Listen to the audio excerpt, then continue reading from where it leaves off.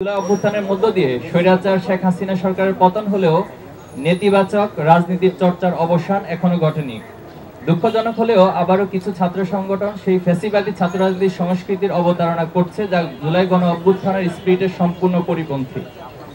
প্রিয় সাংবাদিক বন্ধুগণ, সহস্রাধিক শহীদের জীবন এবং অগণিত আহত ও পঙ্গুত্ববরণকারীদের ত্যাগের বিনিময়ে অর্জিত সম্প্রীতি ও একতার বাংলাদেশে মানবিকতা, মূল্যবোধ, নাগরিক অধিকার, সুস্থ সংস্কৃতি, সন্ত্রাসমুক্ত, ন্যায় ও ইনসাফ ভিত্তিক সমাজ প্রতিষ্ঠা করা সকল নাগরিকের প্রধানতম কর্তব্য।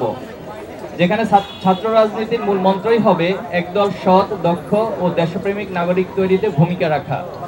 ছাত্র রাজনীতির মাধ্যমে শিক্ষার্থীদের দক্ষতা উন্নয়ন সাধিত হবে এবং দেশ পরিচালনার যোগ্যতা সম্পন্ন হয়ে গড়ে উঠবে। বাংলাদেশ ইসলামী ছাত্র শিবির সেই লক্ষ্যেই কাজ করে যাচ্ছে, যা দেশবাসীর কাছে দৃশ্যমান।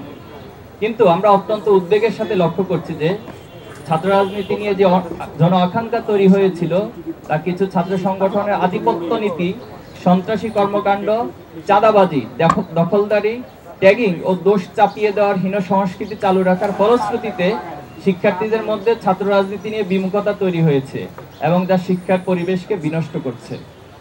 নিষিদ্ধ ছাত্রলীগ বাংলাদেশ থেকে বিতাড়িত হলেও দুর্ভাগ্যজনকভাবে আমাদের বন্ধুপ্রতিম ছাত্র সংগঠন, ছাত্রদল তাদের পথ অনুসরণ করতে দেখা যাচ্ছে। ক্যাম্পাসে সকল ছাত্র রাজনৈতিক ও সামাজিক সংগঠন সমূহের মধ্যে পারস্পরিক শ্রদ্ধাবোধ, সহযোগিতা ও সহাবস্থান নিশ্চিত করে শিক্ষার সুষ্ঠু পরিবেশ বজায় রাখা সকলের দায়িত্ব। কিন্তু আমরা লক্ষ্য করছি বিভিন্ন ক্যাম্পাসে ছাত্রদল, ছাত্র শিবির সহ অন্যান্য ছাত্র সংগঠনকে অন্যায়ভাবে দমনের চেষ্টা করছে। শুধু তাই নয়, নিজেরা সন্ত্রাসী কায়দায় শিক্ষার্থীদের হামলা করে তার দায় উদ্দেশ্য প্রণোদিতভাবে ছাত্র শিবিরের উপর চাপিয়ে দিচ্ছে, যার প্রবক্তা ছিল নিষিদ্ধ ছাত্র সংগঠন ছাত্রলীগ। স্বৈরাচারী গণহত্যাকারী শেখ হাসিনা মুক্ত বাংলাদেশে ফ্যাসিবাদের টুলসগুলো কিছু ছাত্র সংগঠন ঘোষণা দিয়ে গ্রহণ করেছে।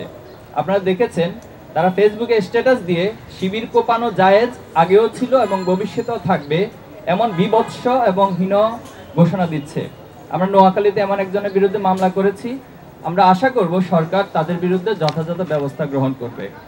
শুধু তাই নয়, কুয়েটের ঘটনাকে কেন্দ্র করে ছাত্র শিবিরের সম্পৃক্ততার মিথ্যা বক্তব্য দিয়ে দেশের বিভিন্ন জায়গায় বিক্ষোভ করা হয়েছে। খুলনার শিববাড়িতে তাদের মিছিল থেকে একটা শিবির দর দৈরা দৈরা জবাই কর স্লোগান দেওয়া হয়।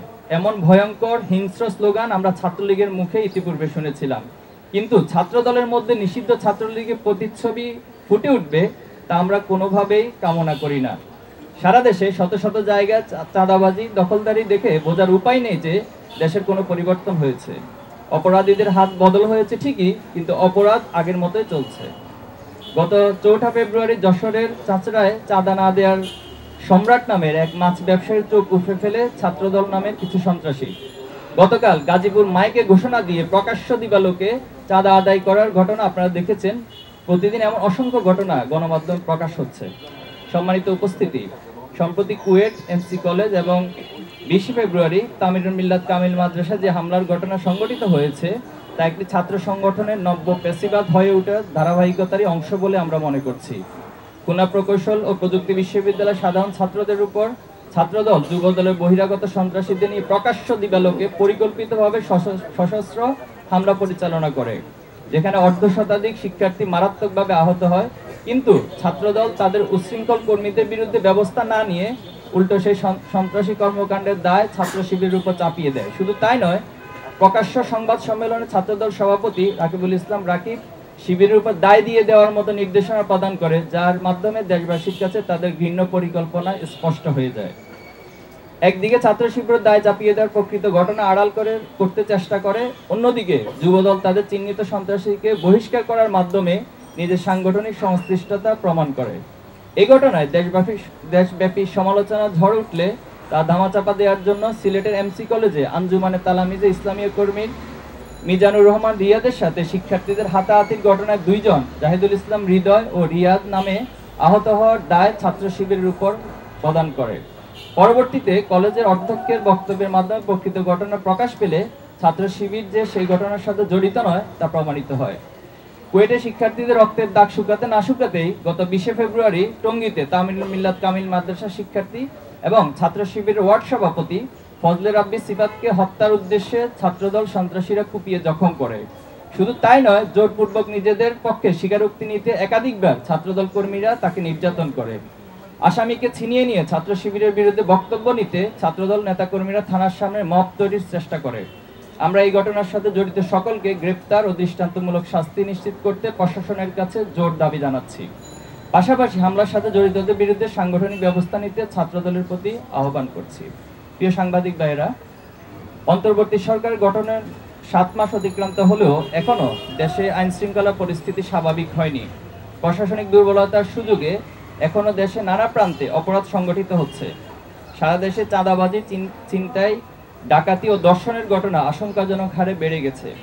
উদ্বেগের বিষয় হলো, গণমাধ্যমের রিপোর্ট অনুযায়ী দেশে 273টি কিশোর গ্যাং সক্রিয় রয়েছে, যারা দেশকে অস্থিতিশীল করতে নানা ষড়যন্ত্র করলেও তাদের আইনের আওতায় আনা হচ্ছে না।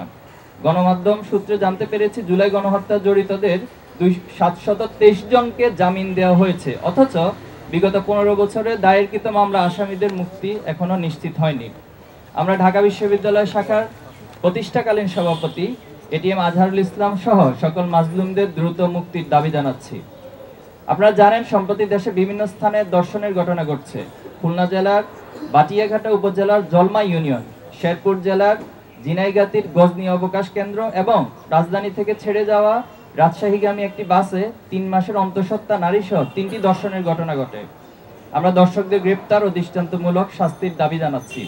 স্বরাষ্ট্র উপদেষ্টা ও প্রশাসনকে দেশের আইন শৃঙ্খলা পরিস্থিতি স্বাভাবিক করতে আরও সক্রিয় ভূমিকা পালন করার আহ্বান করছি, অথবা নিজেদের ব্যর্থতার দায় স্বীকার করে জাতির কাছে ক্ষমা চাওয়া অথবা পদত্যাগেরও আহ্বান করছি। সম্মানিত উপস্থিতি, আমরা লক্ষ্য করেছি, মুক্ত চিন্তার নামে এদেশে ইসলাম বিদ্বেষী একটি গোষ্ঠী পরিকল্পিতভাবে ইসলামের বিরুদ্ধে বিদ্বেষ ছড়িয়ে সাম্প্রদায়িক সম্প্রীতিকে বিনষ্টের চেষ্টা করছে। সেই গোষ্ঠীর এক ক্রীড়ানক জাতীয় শিক্ষাক্রম ও পাঠ্যপুস্তক বোর্ড এনসিটিবি এর পাঠ্য বই সংশোধন ও পরিমার্জন কমিটির সদস্য, তার মূল নাম হচ্ছে সাজ্জাদুর রহমান। তিনি রাখাল রাহা নাম ধারণ করে আল্লাহ ও রাসূল সাল্লাল্লাহু আলাইহি সাল্লামের শানে চরম অবমাননাকর ও ধৃষ্টতাপূর্ণ শব্দ ব্যবহার করে একটি ফেসবুক পোস্ট দিয়ে দেশের সংখ্যাগরিষ্ঠ জনগণের ধর্মীয় অনুভূতিতে আঘাত এনেছে, যা ফৌজদারি আইন লঙ্ঘনের শামিল। আমরা অতি দ্রুত তাকে গ্রেপ্তার এবং শাস্তির আওতায় আনার জন্য সরকারের কাছে দাবি জানাচ্ছি। উপস্থিত সাংবাদিক বন্ধুগণ, পারস্পরিক সহযোগিতা ও ঐক্যবদ্ধ প্রচেষ্টার মাধ্যমে একটি সুখী, সমৃদ্ধি ও বৈষম্যহীন সবার বাংলাদেশ গঠন করা সম্ভব। এক্ষেত্রে রাষ্ট্রের চতুর্থ স্তম্ভ গণমাধ্যম ও জাতির বিবেক, সাংবাদিক কর্মীদের ভূমিকা অপরিহার্য। জুলাই অভ্যুত্থানের সকল পক্ষ এক মোহনায় মিলিত হওয়ার ফলেই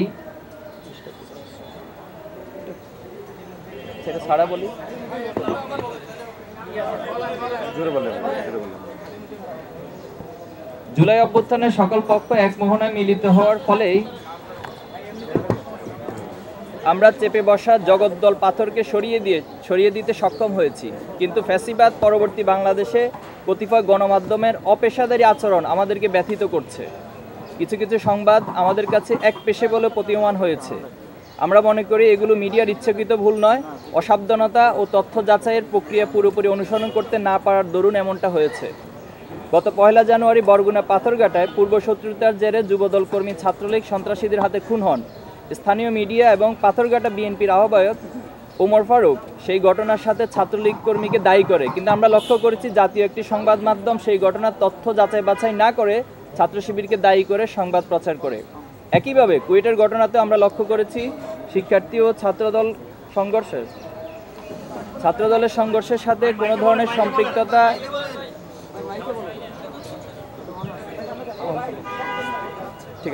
সম্পৃক্ততা না থাকলেও ছাত্র শিবিরকে দায়ী করে প্রতিবেদন প্রচার করা হয়।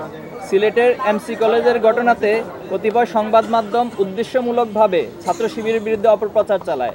এছাড়াও আরও একাধিক ঘটনায় ছাত্র শিবিরকে জড়িয়ে সংবাদ প্রচার করা হয়েছে, অথচ ছাত্র শিবিরের সাথে এই সকল ঘটনার কোনো সংশ্লিষ্টতা ছিল না। আমরা সম্প্রতি ঘটে যাওয়া ক্যাম্পাস হামলার শিকার শিক্ষার্থীদের জন্য ন্যায় বিচার দাবি করছি এবং সংশ্লিষ্ট কর্তৃপক্ষকে আহ্বান জানাচ্ছি, যাতে তারা এইসব ন্যাক্কারজনক ঘটনার সাথে জড়িতদের বিরুদ্ধে দ্রুত ও কার্যকর পদক্ষেপ গ্রহণ করে। আইন শৃঙ্খলা পরিস্থিতির তাৎক্ষণিক উন্নতির জন্য সরকারকে দ্রুত কার্যকর পদক্ষেপ গ্রহণের দাবি জানাচ্ছি। আমরা জোর দিয়ে বলছি, ধর্মীয় অবমাননা ও সাম্প্রদায়িক সহিংসতার জন্য দায়ী ব্যক্তিদের জবাবদিহিতা নিশ্চিত করতে হবে। পরিশেষে ছাত্রদল সহ সকল ছাত্র সংগঠনকে বিভাজন সৃষ্টিকারী দোষারোপ ও সহিংসতা পরিহার করে ছাত্রবান্ধব গঠনমূলক ও কল্যাণমুখী রাজনীতির দিকে আহ্বান জানাচ্ছি। আমরা উপস্থিত সকলকেই পবিত্র মাহে রমজানের অগ্রিম শুভেচ্ছা জানাচ্ছি। পাশাপাশি সংবাদ সম্মেলনে উপস্থিত হওয়ার জন্য আপনাদেরকে আন্তরিক ধন্যবাদ এবং কৃতজ্ঞতা জানিয়ে আমার লিখিত বক্তব্য এখানেই সমাপ্ত করছি। সবাইকে ধন্যবাদ। এ পর্যায়ে যদি আপনাদের প্রশ্ন থাকে করতে পারেন। যদি কারো প্রশ্ন থাকে আমরা দুই একটা প্রশ্ন নিতে পারি।